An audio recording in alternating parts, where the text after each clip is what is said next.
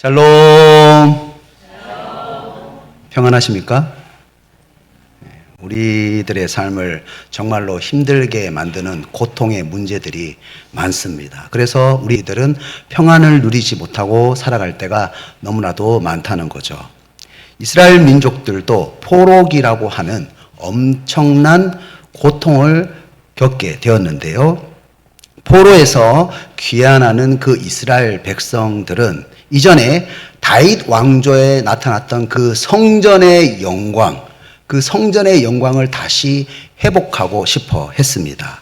그래서 특별히 역대기 족보에는 다윗 왕조에 있어서 매우 중요한 유다 지파에 대해서 아주 강조하면서 기록을 하고 있는데요.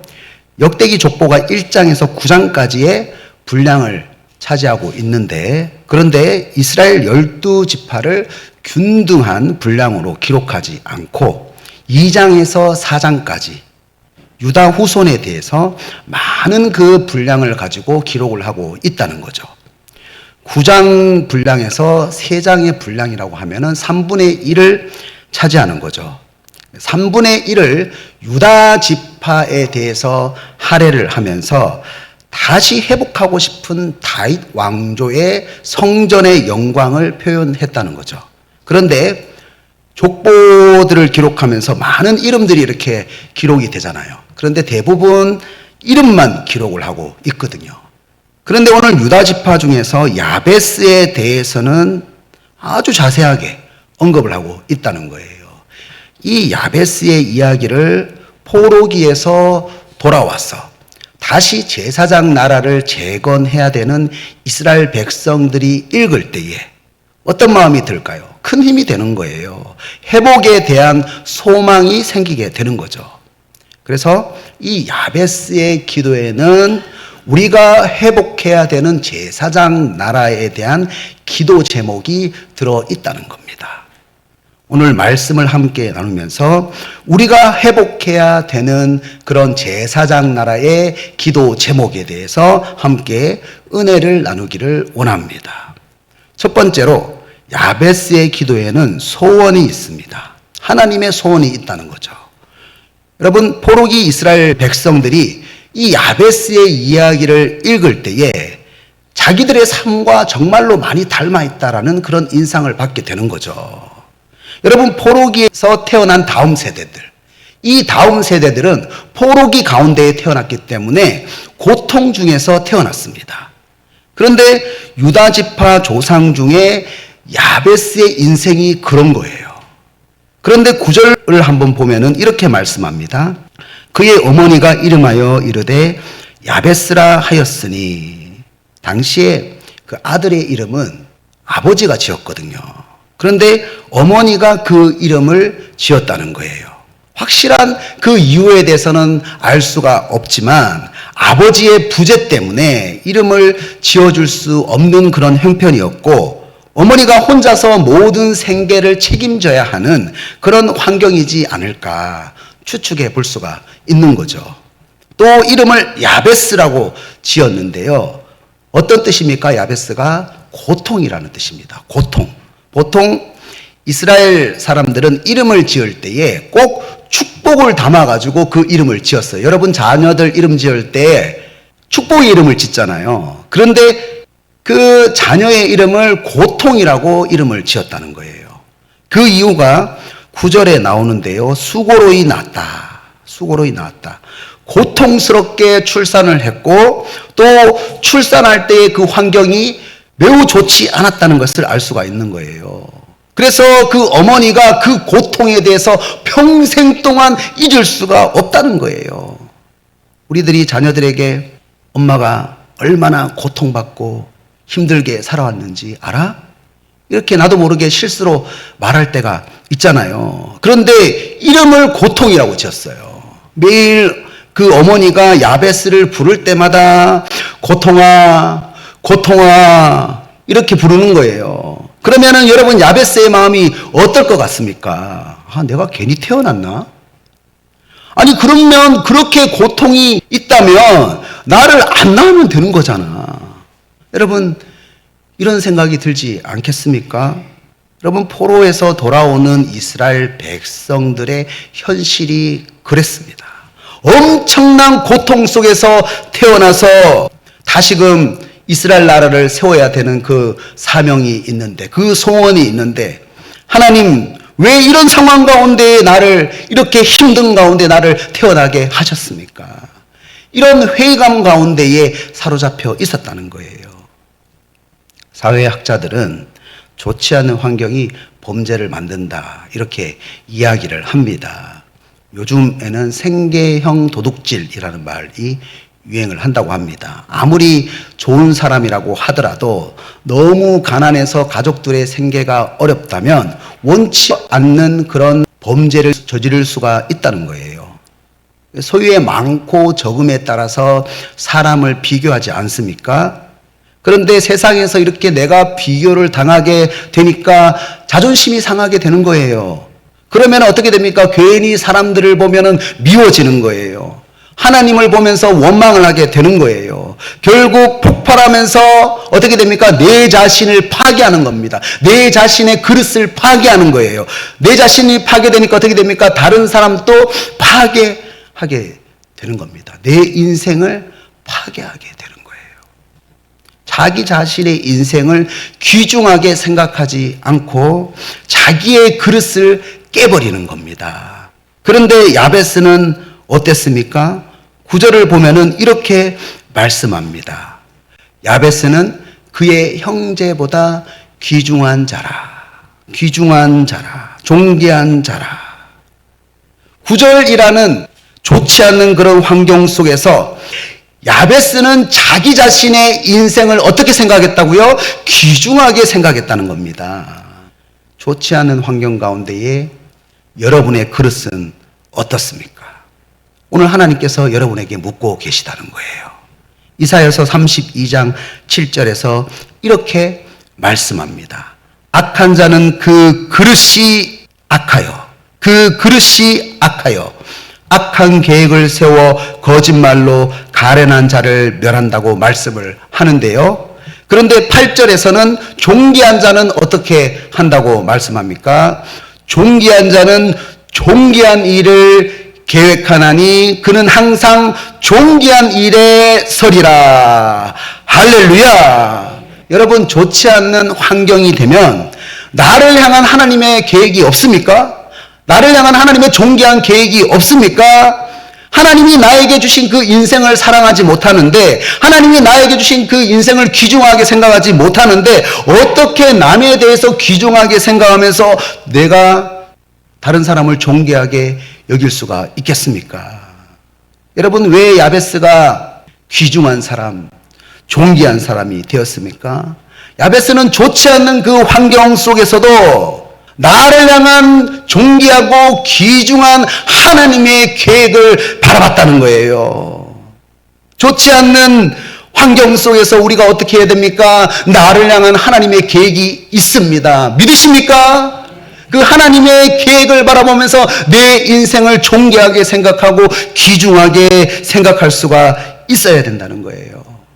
그러면은 어떻게 기도하게 됩니까? 야베스가 10절에서 이렇게 기도를 하는 거예요. 10절에서 내게 복을 주시려거든. 예전에 개역 한글에서는 이렇게 번역을 했습니다. 내게 복의 복을 더하사. 오늘 찬양에서도 원컨대 주께서 나에게 복의 복을 더하사 나의 지경을 넓히시고. 할렐루야. 이렇게 찬양을 했잖아요. 원어에서도 복이라는 단어가 2번 나와요. 복의 복을 더하사. 무슨 뜻일까요? 복의 복을 더한다. 여러분, 물이 가득합니다. 그런데 물이 가득한데 다시 그 가득한 물 위에다가 물을 더하면 어떻게 됩니까?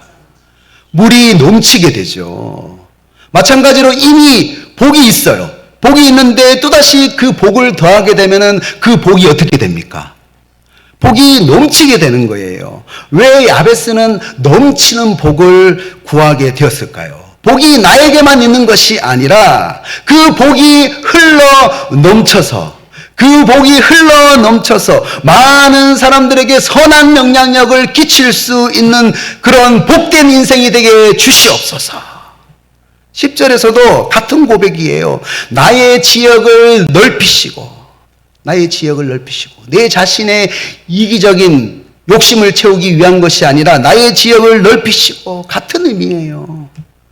여호수아가 가나안을 정복하고 각 지파에게 땅을 분배해 줄 때에 야베스는 고통스러운 환경에서도 하나님께서 아브라함에게 하셨던 땅과 자손의 축복, 하나님만 섬기는 제사장 나라의 축복을 이루는 데 있어서 내가 흘러넘치는 복으로 넓은 지역으로 선한 영향력을 끼칠 수 있도록 해달라고 소원의 기도를 드렸다는 거예요.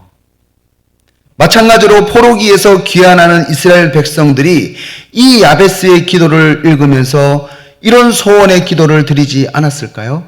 다윗 왕이 통일 이스라엘에서 성전 짓는 것을 계획을 하고 수많은 시편을 만들면서 수많은 백성들에게 하나님의 찬송을 보급하면서 하나님을 예배하게 하면서 선한 영향력을 끼쳤듯이, 하나님, 나의 지역이 넓어져서 나의 인생도 그렇게 다윗 왕처럼 하나님 앞에서 존귀하게 쓰임을 받고 싶습니다. 하나님, 내 인생을 다시금 그 통일 이스라엘 찬란한 그 흥왕기처럼 다시금 지경이 넓어지게 주시옵소서. 당시 포로기에서 야베스의 기도를 읽는 그 백성들의 마음이 그랬습니다. 포로기라는 고통 중에서 태어났어요. 그런데 다시 이스라엘로 돌아가서 다시 성전을 재건하고 다시 성벽을 재건하고 다시 이스라엘의 영토를 넓혀야 하는, 지경을 넓혀야 하는 그 백성들은요, 이 말씀을 읽으면서 어떻게 생각을 했을까요? 이렇게 생각을 했지 않았을까요? 그렇구나, 야베스는 자신의 삶을 파괴하지 않았구나. 하나님께서 주신 그 존귀한 계획을 바라보면서 수많은 백성들을 구하기 위해서 복에 복을 더해달라고, 지경을 넓혀달라고 그렇게 하나님의 소원을 붙잡고 기도를 했구나. 나도 이렇게 내 자신의 그릇을 파괴하지 않고 이 고통 속에서 하나님 앞에서 존귀한 계획을 주신 그 하나님의 계획을 붙잡고 귀중한 사람이 되어야 되겠다, 존귀한 사람이 되어야겠다, 이렇게 다짐을 하지 않았을까요? 그리고 오늘 이 야베스 기도의 말씀은 지금 나에게 이렇게 질문을 하고 있다는 거예요. 지금 나의 좋지 않는 그 환경 때문에 가정에 대해서, 사회에 대해서 불만을 가지면서 다른 형제들처럼, 다른 사람들처럼 내 자신의 인생을 파괴하고 있지는 않습니까?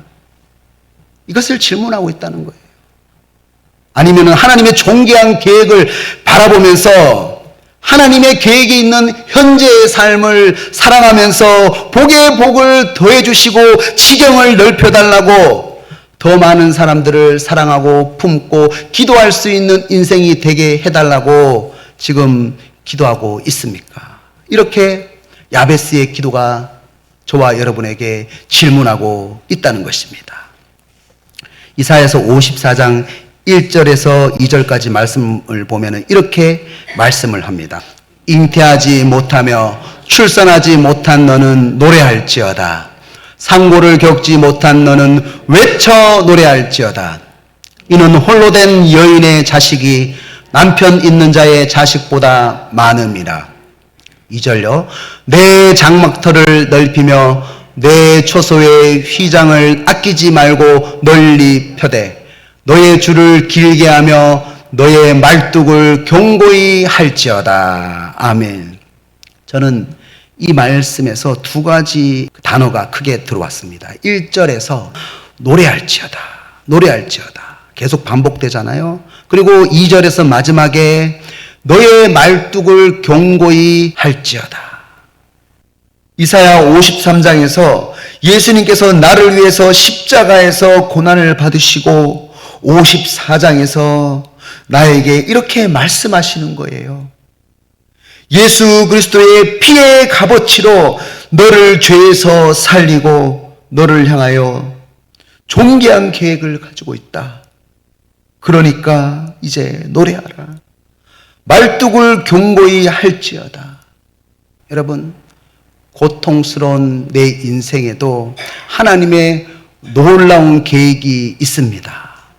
그렇다면 여러분, 우리가 어떻게 살아가야 됩니까? 그 하나님의 계획을 찬양해야죠. 그 하나님의 계획을 노래해야 된다는 거예요. 그 하나님의 계획을 찬양하면서 내 자신의 인생을 귀중하게 생각해야 된다는 것입니다. 여러분, 하나님의 계획을 찬양하고 계십니까? 또 하나님의 소원을 향하여 기도하면서 말뚝을 어떻게 하라는 거예요? 견고히 하라. 흔들리지 말라는 거예요. 소원을 향해서 기도하면서 나의 정체성을 무너뜨리지 말라라고 말씀하고 있다는 겁니다. 그렇기 때문에 이스라엘 하나님의 백성으로서 나의 정체성을 깨뜨리지 말라. 나의 그릇을 깨뜨리지 말라는 거예요. 오늘 여기 계신 저와 여러분은 잃어버린 그 하나님의 소원을 붙잡고 기도할 때에 내 인생의 고통 가운데에 존귀한 귀중한 계획을 가지고 계신 하나님을 발견하시기를 주님의 이름으로 축복합니다. 두 번째로 야베스의 기도에는요, 겸손이 있습니다. 10절에 보면은 이렇게 말씀합니다. 주의 손으로 나를 도우사 나로 환난을 벗어나 근심이 없게 하옵소서. 그런데 여기서 환난이라고 하는 이 단어는요, 라라고 하는 단어인데요. 이 라라고 하는 단어는 악한 것, 나쁜 것이라는 의미를 가지고 있어요. 그래서 이 말씀을 그 마소라 원본 그대로 직역을 하면은 이런 뜻이에요. 악한 것으로부터 내가 슬퍼하는 일이 없도록 도와주소서. 악한 것으로부터 내가 슬퍼하는 일이 없도록 도와주소서. 우리는 그냥 기도를 할 때에 어려운 환경에서 벗어나게 해달라 이렇게 기도를 하지 않습니까? 그런데 야베스는 좀 더 본질적으로 기도를 했다는 거예요. 어려운 환경 때문에 하나님, 내가 악의 지배를 당하지 않도록 도와주십시오. 이렇게 기도를 했다는 거예요. 우리에게 이런 일이 있을 때가 있죠. 나는 하나님의 도우심을 바라보고 있어요. 그런데 자꾸 주위에서 짜증을 내고 불평을 하는 겁니다. 그러면 갑자기 그 평안하던 그 호수 위에 돌이 하나 날아옵니다. 그러면 나도 모르게 어떻게 됩니까? 그 파동 때문에 과격하게 반응을 하게 되는 거예요. 그때 우리가 깨닫게 되는 거죠. 한시라도 하나님의 도우심 가운데 있지 않으면은 나는 폭발할 수밖에 없구나. 악의 지배를 받을 수밖에 없구나. 그런 존재이구나라는 것을 깨닫게 되는 거죠. 그렇습니다. 야베스는 그저 환난에서 벗어나게 해주십시오. 어려운 환경에서 벗어나게 해주십시오. 이렇게 기도한 것이 아니라, 하나님, 내가 이 환난이라는 환경 때문에 악의 지배를 당하지 않도록 도와주시옵소서. 그래서 더 이상 영적인 슬픔이, 더 이상 영적인 근심이 없도록 도와주시옵소서. 주님의 도우심이 필요합니다. 이렇게 야베스는 기도를 했다는 거예요.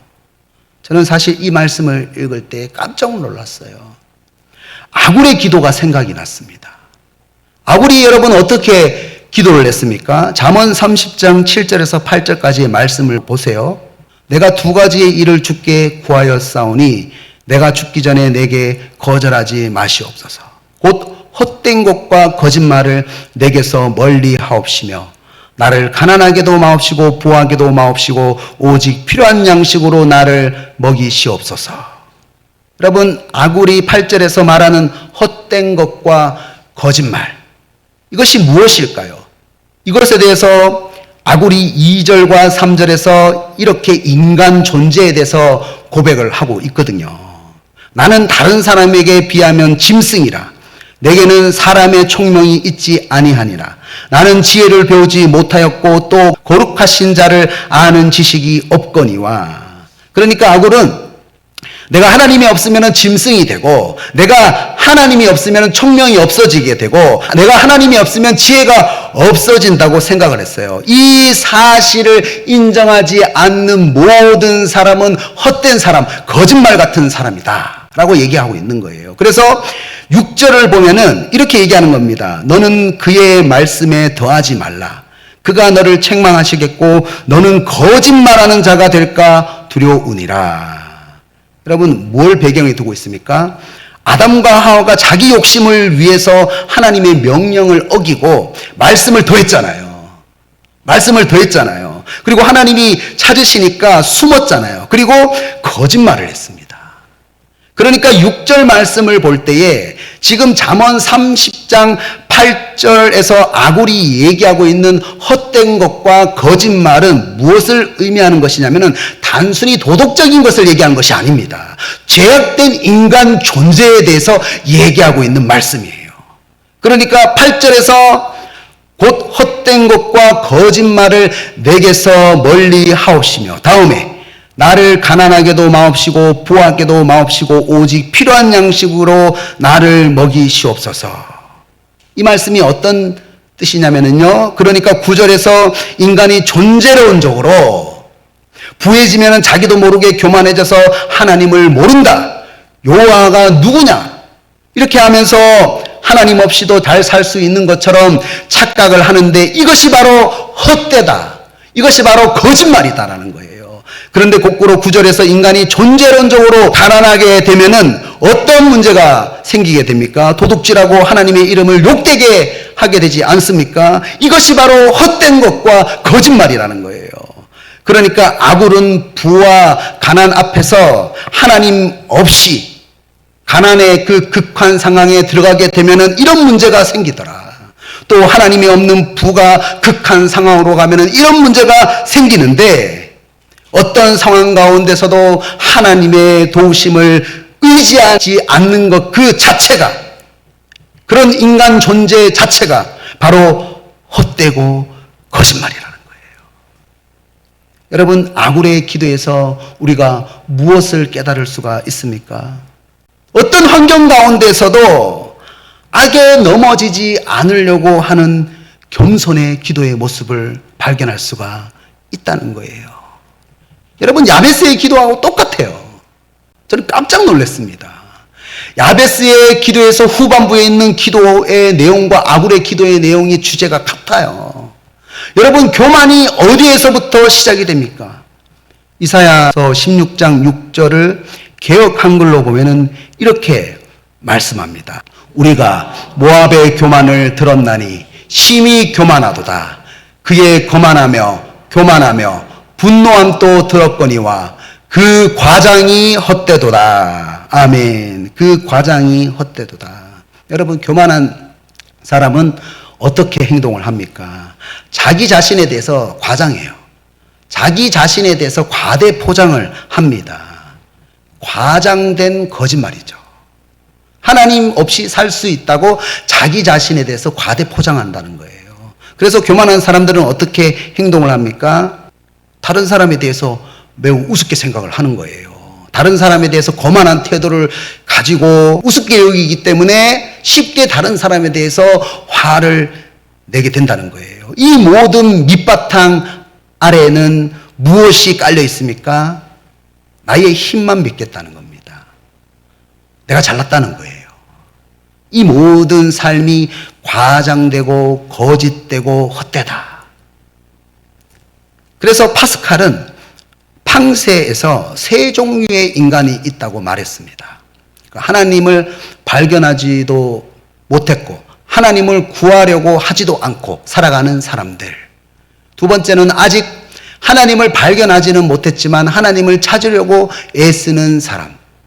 세 번째는 어떤 사람입니까? 하나님을 이미 발견하고 하나님의 말씀대로 사는 사람. 세 번째 사람들은 행복한 사람들이다. 나머지 사람들은 결국 불행한 사람들이다. 여러분은 어떤 사람입니까? 10절에서 이렇게 말씀합니다. 주의 손으로 나를 도우사. 우리는 어떤 사람이 되어야 됩니까? 주의 손으로 나를 도우사. 한순간이라도 주님의 도우심이 없다면 나는 제대로 살 수 없는 죄인입니다. 여러분 이렇게 생각하고 살아가십니까? 나를 너무 과대평가하지 마세요. 교만한 사람이에요.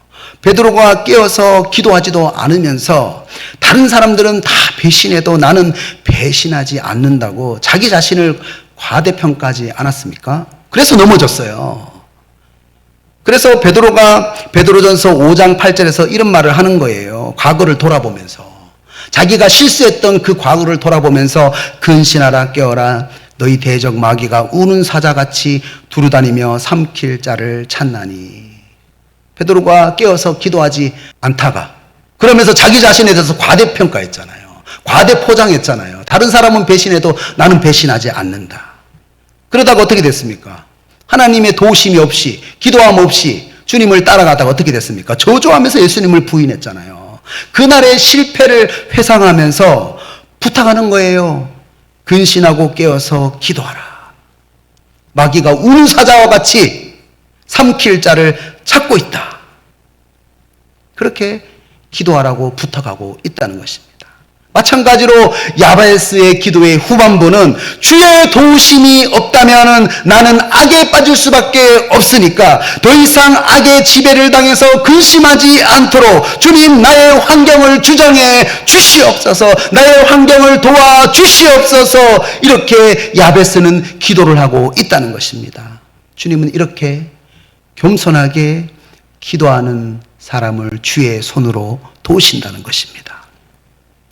앤드류 모레이는 겸손이라는 책을 썼는데 죽을 만큼 겸손하라라는 책도 썼어요. 죽을 만큼 겸손하라는 책에서 이렇게 말했습니다. 겸손은 단지 자신이 전혀 아무것도 아닌 존재라고 느끼는 것이며 우리가 얼마나 진실하게 하나님이 전부인지를 고백할 때 찾아오는 은혜이다. 저는 이 말이 너무 감동이 되는 거예요. 겸손은 내 자신이 아무것도 아닌 존재라고 느끼는 것이 겸손이라는 거예요. 여러분, 과대 포장하는 자기 자신의 늪에서 빠져나오십시오. 여러분, 주기도문에서도 여러분 우리가 이렇게 고백을 하지 않습니까? 우리를 시험에 빠지지 않게 하시고 악에서 구하소서.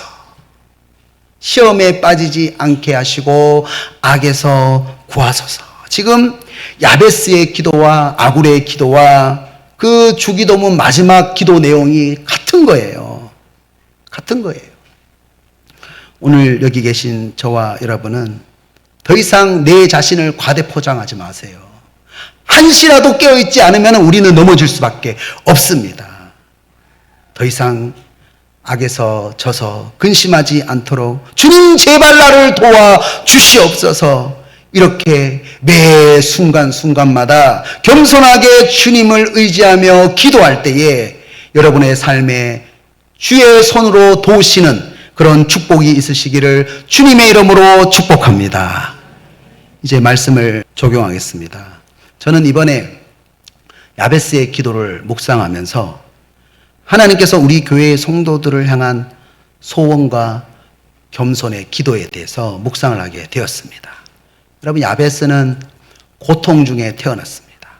포로기에 있던 이스라엘 백성들도 고통 중에서 태어났어요. 여러분, 고통 중에 오늘 하나님께서 여러분에게 묻고 계시는 거예요. 고통 중에 어떤 선택을 하시기를 원하십니까? 고통 중에 원망하고 불평하면서 자기 자신을 해치고 다른 이들을 해치는 그런 인생을 사는 사람이 있는 반면에 고통 중에 존귀한 하나님의 계획을 바라보고 더욱 그 말뚝을 견고히 하는 사람이 있다는 거예요. 여러분, 그릇이 단단해야지 담길 수가 있는 거예요. 또 고통 중에서 다른 이들을 구원할 수 있는 제사장 나라를 위해서 하나님의 그 소원을 위해서 기도하면서 다른 이들을 구원할 수 있는 복의 복을 더해달라고, 지경을 넓혀달라고 기도하는 사람이 우리가 되어야 한다는 겁니다.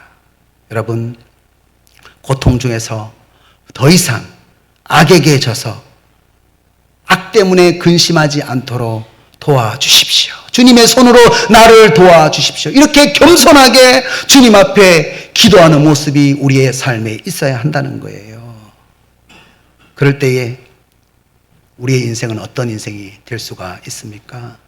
하나님의 소원을 이루어 드릴 수 있는 그런 인생이 될 수가 있다는 것입니다.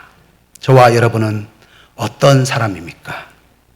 오늘 여기 계신 저와 여러분은 고통 중에 야베스와 같이 소원의 기도, 겸손의 기도로 내 자신의 인생을 더욱더 귀중하고 존귀하게 여기시기를 주님의 이름으로 축복합니다.